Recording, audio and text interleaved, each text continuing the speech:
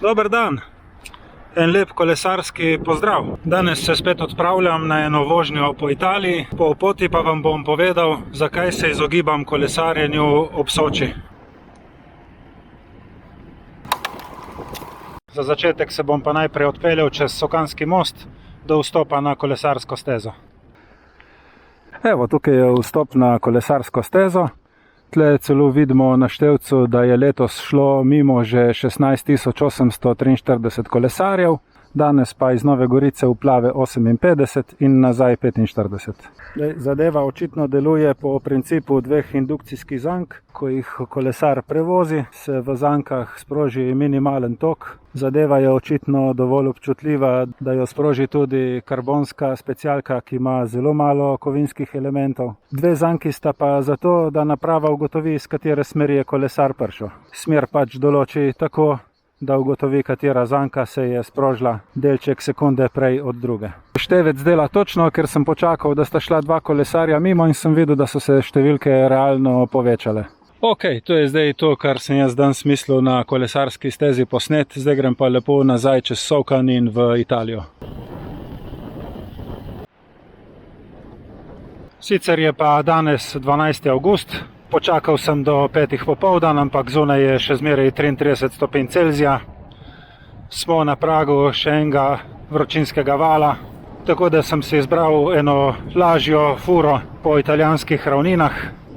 Avgusta so v Italiji tradicionalno počitnice, tako imenovani Ferragosto, zato so ceste precej prazne. V taki vročini se pa tudi poskušam izogibati kakšnih klancev, enostavno, da ne pride do dehidracije ali pa vročinskega udara. Se držim malo bolj nazaj in odkolesarim malo bolj na lahkoten način. Konec koncev je pa tudi prav, da si kdaj pa kdaj vzamemo par dni fraj od kolesarjenja. In kam boljši čas za to, kakor najbolj vroč teden v avgustu. Ampak nič od tega, prav nič od tega ni razlog, da se jaz v zadnjem mesecu izogibam kolesarjenja v Posočju. Pravi razlog za to je zajčja mrzlica oziroma tularemija. Jaz osebno si rajši počitek vzamem kakšen teden, ko so zunaj nevihte.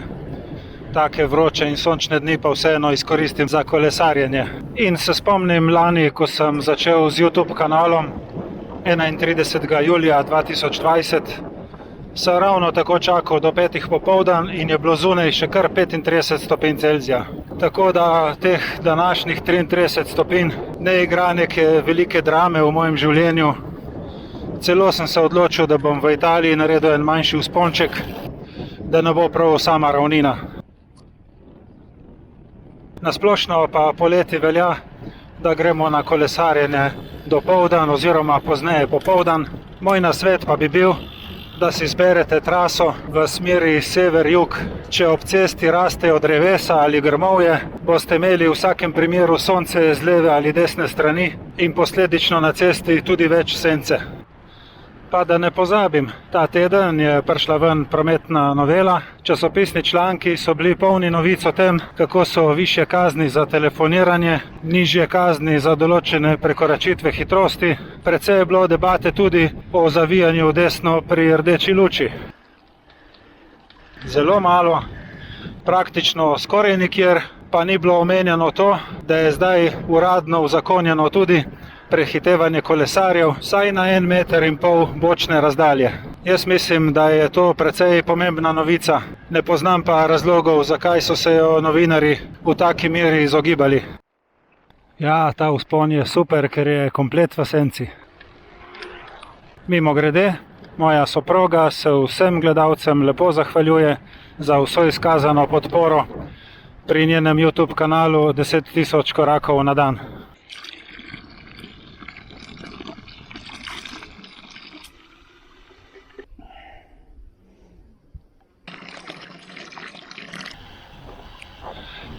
Ok, pa da se ne oddaljim preveč od bistva. Zajčja mrzlica. Trenutno imamo na Goriškem izbruh te bolezni. Za razliko od covida, ki ga prenaša virus, se tularemija prenaša z bakterijo, kar pomeni, da je mogoče zdraviti z antibiotiki.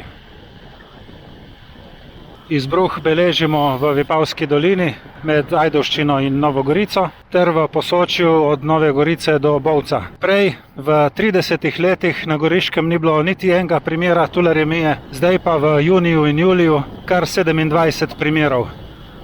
Od tega 14 takih, ki so potrebovali pomoč v bolnišnici. Bolezen se prenaša z ugrizi klopov, s stikom okužene živali, predvsem gre tukaj za glodavce, velja tudi za trupla glodavcev. Okužba je pa možna tudi z vnosom okužene vode ali hrane.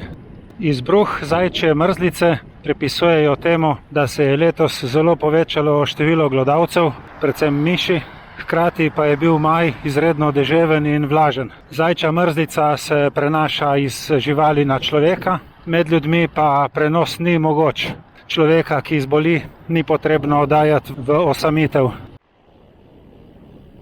Za okužbo so dovzetni popolnoma vsi. Inkubacijska doba je nekje od 3 do 5 dni, potem pa se bolezen pojavi nenadoma z vročino, slabostjo, bruhanjem, drisko. Na mestu okužbe na koži se pojavi boleča razjeda, ki sčasoma preide v brazgotino. Bolezen spremlja vročina in slabo počutje.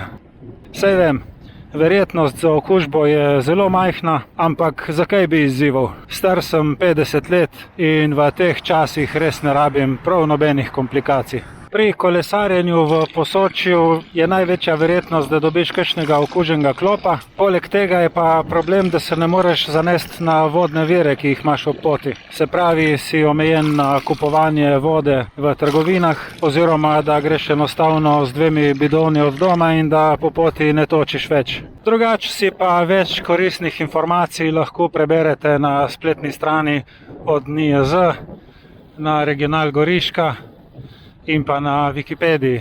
Vse uporabne linke bom dal spodaj v opis videa, prav tako tudi link od današnje fure na Stravi. Vabim vas, da me spremljate na Stravi in da se naročite na moj YouTube kanal, ker je zelo lepo opazovati, kako številka naročnikov počasi raste. Mi imamo pa en tak lep community, kjer si izkušeni kolesarji med sabo izmenjavajo mnenja in priložnostne interne štose. Jaz sem tudi današnjo vožnjo tempiral tako, da bom naredil približno 50 km v približno 2 urah. Komur se zdi to malo, naj naredi daljši krog, tistmu, ki se mu zdi to preveč, naj naredi pa enega krajšega. Vsekakor, če vas je zagrablo, sedite se na kolo in naredite enduro, kaj naj vam rečem. Škodilo vam ne bo. Tle iz Nove Gorice vas prav lepo pozdravljam in vam želim čim več srečnih kilometrov. Hvala za pozornost in se vidimo prihodnjič.